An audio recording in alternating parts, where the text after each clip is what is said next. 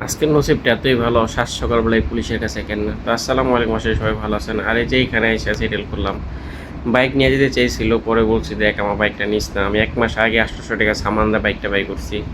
পরে অনেক কথাবার্তা কইতে কইতে পরে ভাই বাইকটা বের করছে। আর আসার পর ভাই মন দিলে একবারে নষ্ট হয়ে গেছে, কাজ কামের ভিতরে মন দিলে নেই। কারণ চিন্তা ভাবনা করছিলাম এবার দেশে যাওয়ার বা আসার বিষয় এমন কিছু, তাই একের পর এক বিপদ আসতে আছে।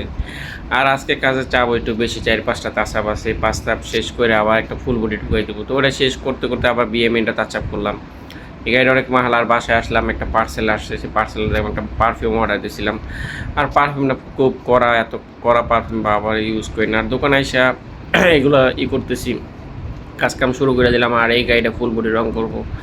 তো আমার সাথে যে পিচ্চিটা দেখতেছেন, এই যে পিচ্চিটা আমার সাথে মাঝে মধ্যে তলং করে একটা মোটা কাটা করে দেখেন আপনার সকালবেলা। এই পিচ্চিটা আবার একটু পর করছে অ্যাক্সিডেন্ট, মানে আজকে বিপদের উপরে বিপদ। কালকে আমার কাজের এত